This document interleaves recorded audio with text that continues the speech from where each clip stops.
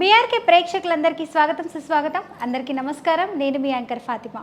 So ఈరోజు మనతో పాటు స్టూడియోలో ఉన్నారు ప్రముఖ జ్యోతిష్య వాస్తు పండితులు వెన్నంపల్లి నిశాంత్ శర్మ అవధాని గురూజీ గారు మనతో పాటు ఉన్నారు. గురుగారిని అడిగి మరిన్ని వివరాలు తెలుసుకుందాం. నమస్తే గురుగారు.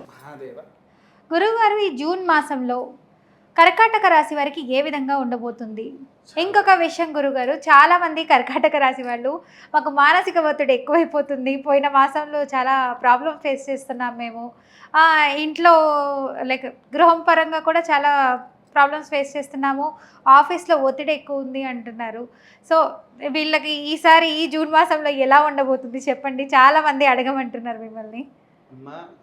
జూన్ మాసంలో ఈసారి కూడా చాలా మధ్యస్థితి గతుల్లో ఉందమ్మా.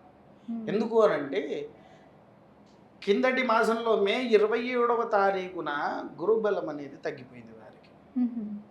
గురుబలము తగ్గిపోయింది. కాకపోతే ఒక్కటేంటి అనంటే విదేశీ ప్రయాణాల కోసం చూసేవారు విదేశీ ప్రయాణం ఉన్నది.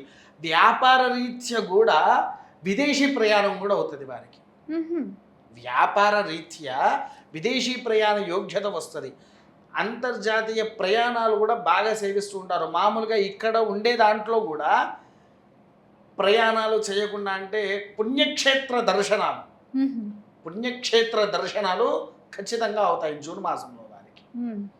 వారి ఎక్కడికైతే వెళ్ళలేదో అక్కడికి వెళ్ళడం, సంతోషపడడం, సకలంగా అనుకూలంగా ఉండడం ఎదురు చూసేటువంటిది. కాకపోతే ఒక్కటేంటి అంటమ్మా, కర్కాటకానికి ఇద్దరు ఉన్నారు అధిపతులు, శని బృహస్పతి ఇద్దరుంటారు. అయితే కొంతగా ఏంటి అంటే కర్కాటక రాశి వారికి మొదలు బద్ధకము ఎక్కువగా ఉంటుంది వారికి. ఏదన్నా పని చెయ్యాలన్నా చెయ్యలేదు, ఏమున్నా తర్వాత చేస్తాలే. వాళ్ళు ఏంటి అంటే తర్వాత చేస్తా, అదంతా చేస్తా, 2 రోజులు కావచ్చు, 3 రోజులు కావచ్చు, 4 రోజులు అంటే ఇంకా అది తర్వాతనే వెళ్ళిపోతుంది. మళ్ళీ అది ఎప్పుడు గుర్తుకు వస్తుంది? ఏదో నెలకు ఎన్ని రోజులు ఉంటుంది? 29 రోజులు, 30 రోజులు ఉంటుంది, 31 రోజులు ఉంటుంది. మామూలుగా అయితే మన ప్రకారం 30 రోజులే అనుకుందాం.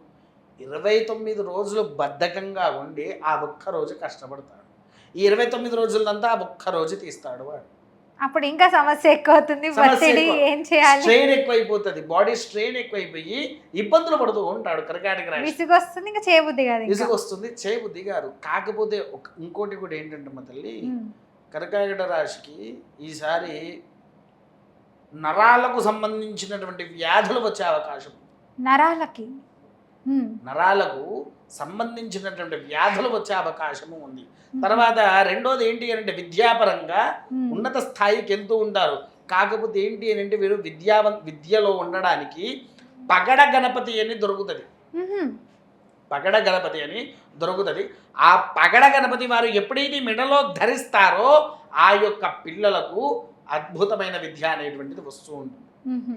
ఒకటి రాజకీయ పరంగా సినీ ప్రాముఖ్యతలు, సినీ పారిశ్రామికవేత్తలు, వీళ్లకు మంచి అవకాశాలు, మంచి ఫలితాలు, తర్వాత రాజకీయంలో ఉన్నత శిఖరాన్ని కూడా అందుకునే అవకాశాలు ఉన్నాయి. కాకపోతే ఏంటి అని అంటే నమ్ముకున్నవాడే వీళ్ళను మోసం చేస్తాడు. నమ్ముకున్నవాళ్ళు ఇలాంటి నమ్మక ద్రోహం జరగకుండా ఉండాలంటే ఎలాంటి పరిహారాలు చేసుకోవాలి గురుగారు? చెప్తా తల్లి, అది కూడా ఎలా అంటే వీళ్ళది అయిపోయాక ఆ పరిహారం చెప్తా. ఎప్పుడు తర్వాత మన రక్షభటులకు కూడా ఉన్నత శిఖరాన్ని పొందుతారు. కాకపోతే వీరు ఆశించిన ఫలితాలు రావు. ప్రమోషన్స్ కోసము ఎదురు చూసేవాళ్ళు, తర్వాత మామూలుగా గవర్నమెంట్ ఉద్యోగాలు అవి కూడా ప్రమోషన్ కోసం చూస్తున్న వారికి ప్రమోషన్స్ రావు. విన్నారా? ఏంటి అంటే కాకపోతే ఎవరినైతే నమ్ముతారో వాళ్ళతో మాటలు పడే అవకాశాలు కూడా ఉన్నాయి. అడ్డమైన మాటలు మాట్లాడుతూ ఉంటారు మన మీద. ఈ కర్కాటక రాశి వారి మీదుగా అడ్డమైన మాటలు వస్తూనే ఉంటాయి ఎప్పటికీ. అంటే వీళ్ళు చాలా సహనంగా ఓపికతో ఉండాలి. వీళ్ళు ఎప్పుడైతే ఓపిక నశించారా వీడికి ఇక అయిపోయినట్టే వీడి పరిస్థితి. కర్కాటక రాశి వారి యొక్క, ఎందుకంటే కర్కాటక రాశి వారికి ఎవరికి వెళ్ళినంత కోపం ఉంటుంది. మళ్ళీ నేనే రాజు నేనే మంత్రి అని అంటారు. మళ్ళీ వాళ్ళు కర్కాటక రాశి వారు నేనే రాజు నేనే మంత్రి అని అంటారు. దీనివల్ల కొన్ని వాళ్ళకి తెలవకుండా మానసిక వేదన అనేది చాలా అనుభవిస్తారు. ఏదో ఒక పరంగా మానసికమైనటువంటి వేదనలు వారికి ఉంటాయి. తర్వాత ఇంకో విషయం కూడా ఏంటి అని అంటే రైతులు, మన సైనిక భటులు వీళ్లకు అద్భుతమైన ఫలితాలు ఉంటాయి. ఫలితాలు లేకుండా లేరు. కాకపోతే ఏంటి అని అంటే రైతు సోదరులకు కొద్దిగా వరి పరంగా నష్టమైతే ఉంది. వరి అంటే వడ్లు ఉంటాయి చూసారా, వరి పరంగా కాస్తంత నష్టాన్ని చూస్తారు. విన్నారా?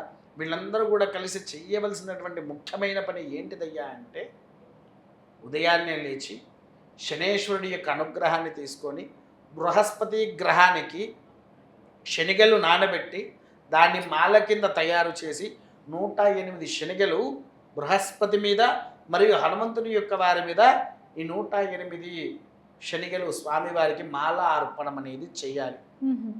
తర్వాత వీరికి బుధవారం ఆదివారం అవుతుంది.